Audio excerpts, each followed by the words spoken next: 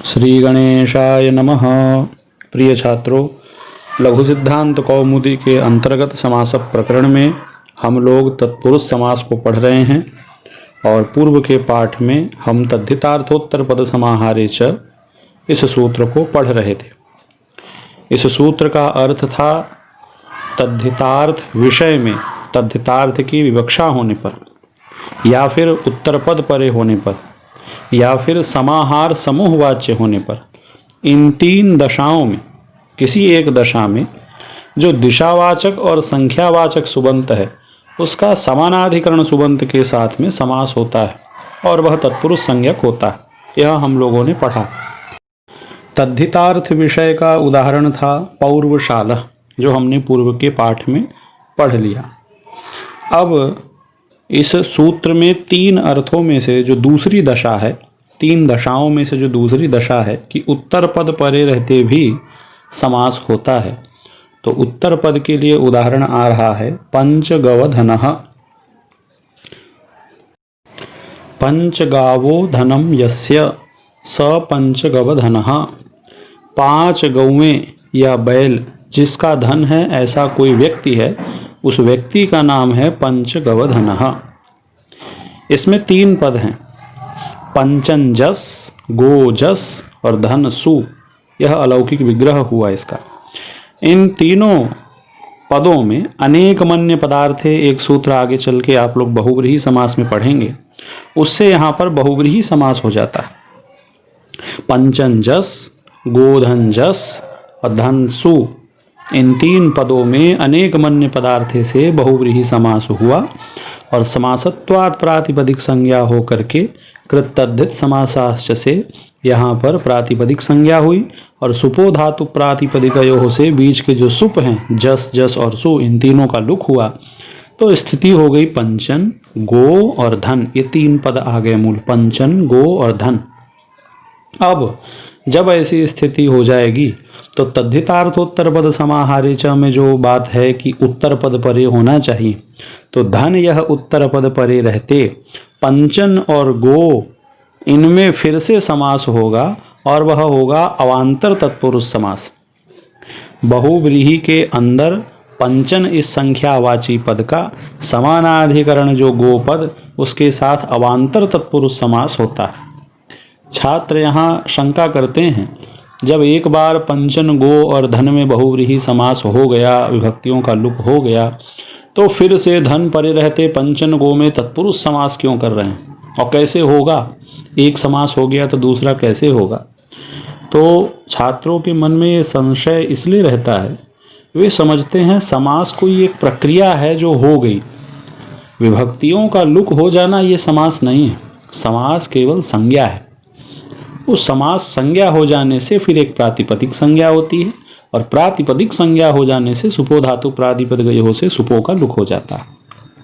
तो जब पंचन, गो और धन इन तीनों की एक संज्ञा हमने बहुव्रीहि कर दी, तो धन के परे रहते पंचन और गो की तत्पुरुष संज्ञा भी कर देंगे। समास संज्ञा करने का फल केवल विभक्तियों का लुक नहीं है, समास संज्ञा का फल समासांत प्रत्यय भी है जो अभी आगे आएगा। तो पंचन, गो और धन इन तीनों की बहुव्रीहि समास संज्ञा हुई थी अनेक मन्य पदार्थे से। अब धन के परे रहते पंचन और गो की तत्पुरुष समास संज्ञा भी हो जाएगी। तो पंचन और गो को तत्पुरुष करने का फल क्या है वह अभी आएगा।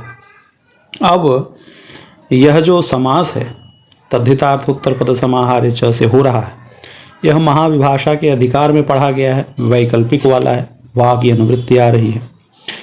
तो विकल्प होने से जब समास होगा और समास नहीं होगा, होने वाले पक्ष में तो टच हो जाएगा, समास के अभाव पक्ष में टच प्रत्यय नहीं होगा गो से, तो गव नहीं बनेगा वो को अब आदेश करके। तो अनिष्ट प्रयोग न बने, दो प्रयोग न बने, नित्य वहाँ पर टच हो, यह समास नित्य हो, इसके लिए एक वार्तिक आ गया, द्वंद्व तत्पुरुषयोः उत्तर पदे नित्य समास वचनम। उत्तर पद परे रहते जो अवान्तर द्वंद्व या तत्पुरुष समास कर रहे हैं, उस समास की नित्यता कहनी चाहिए, मतलब वो विकल्प से नहीं होता, नित्य होता है। तो पंचन, गो में जो तत्पुरुष समास है यह नित्य होगा। अब पंचन धन गो और धन, ये जो 3 पद है इसमें पंचन के नकार का लोप हो जाएगा, न लोप प्रातिपदिकांतस्य से। तो पंच गो और धन यह 3 पद है। पंच गो में हमने तत्पुरुष समास संज्ञा कर दी, तो पंच गो से परे टच प्रत्यय हो जाएगा। वह टच प्रत्यय करने के लिए सूत्र आ रहा है गोर तद्धित लुकी गोंतात तत्पुरुषाट टच स्यात् समासांतो न तो तद्धित लुकी।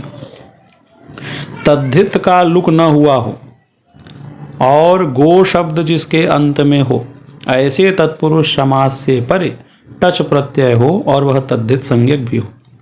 अब देखिए यहाँ कोई तद्धित प्रत्यय तो हुआ नहीं, तो तद्धित का लुक की तो बात ही नहीं है। यहाँ तद्धित का लुक नहीं हुआ है।